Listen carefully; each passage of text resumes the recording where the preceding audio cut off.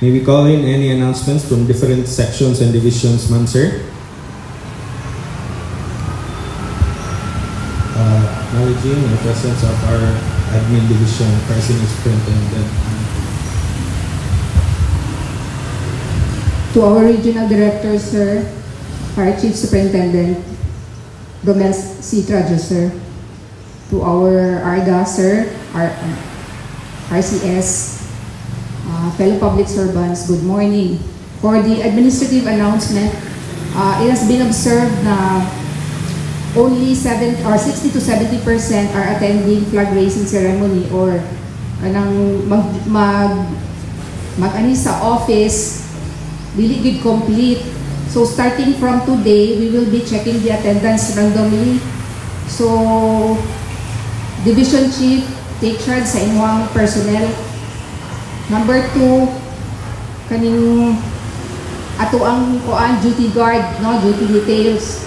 So we have already issued memorandums regarding that. So we will render 24 hours duty. So katong duty guard or duty detail, dapat 100% na agad sila din not just mag-duty lang, but to secure our perimeter, our kanindiri during night time, dapat i-close nila. So kailangan i-ano nila ito ilang duties and functions katong naa sa memo yun. And number 3, cleanliness sa ato ang office, no, each divisions, tapat mo, linis mo, so each personnel dapat manilimpyo. And we have cleaners man po, diba, sa CRs, sa atong mga everyday nga diri sa atong hallways. So dapat i-ano nato to siya ubalik kay murag ang uban gakalimot na sa ilahang duties. So that's all for the admin. Thank you. Thank you for that reminder, ma'am. Any more announcements? If there is none, let us hear a message from our Regional Director, Fire Chief Superintendent Romel C. Trajo, sir.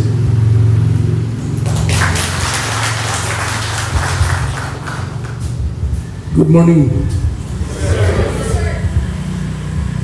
First of all, we will have some changes in the internal structures natin sa region in order for us to maximize our services as well as may gusto ko i-revive na or i-strengthen yung PIS that will be our face. So yung mukha ng Region 10, BFPR 10. I thought na established na yung PIS. But we will have that strengthened and dapat I told last yung coverage. Then, kayong dalawa, dapat alam niyo kung paano mag-attention, ano? Kung sa may ito. Kung paano mo mag-attention? Oh, wala. Iya po. Okay, mag-report mo sa ARDA para matudlan mo sa pag-attention. Dapat tayo proper kay na may daghan mga delay. Same time na kay uniform personnel na uniform unit na nasa atong silingan. Okay? So I already instructed the chief admin to have those not present sa flag raising every time na not present in the flag raising will have an explanation, and then if it is already 3 times, then that constitute an administrative actions. I want a full participation in the flag raising ceremonies. Okay? So, those assigned as duty guards should wear their proper uniform as well as secure not only the perimeter but also inside the building. Yung mga hindi na off, hindi na yung tatanggalin. Okay? Anyway, marami tayong changes na gusto kong or marami tayong activities na gusto kong i-implement. Ang kailangan ko lang ay ang inyong cooperation, ang inyong support.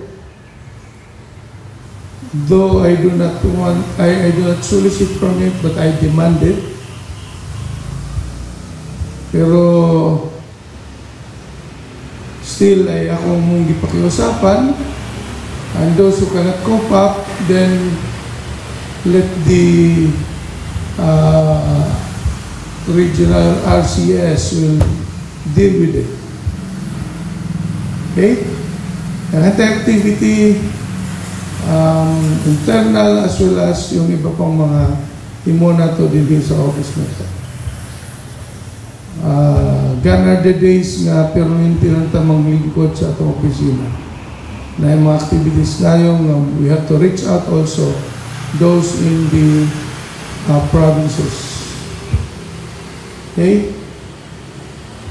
And kailangan malinis o ma-arrange yung inyong mga papel, mga nasa inyong mga lamesa. Tinitingnan ko last week, kalat yun.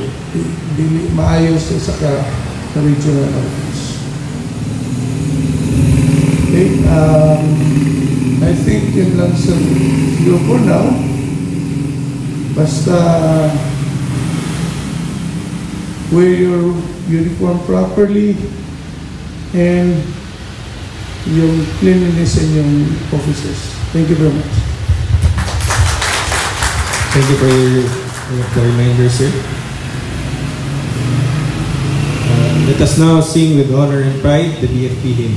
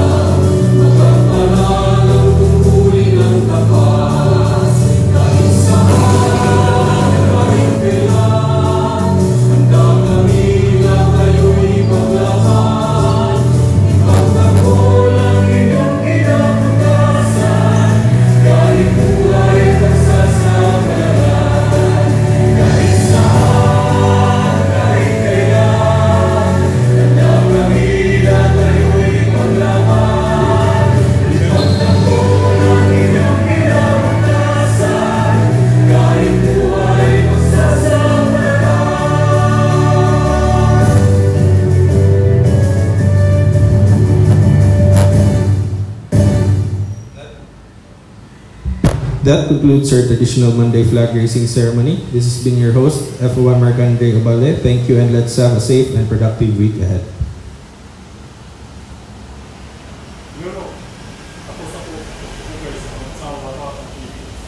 Main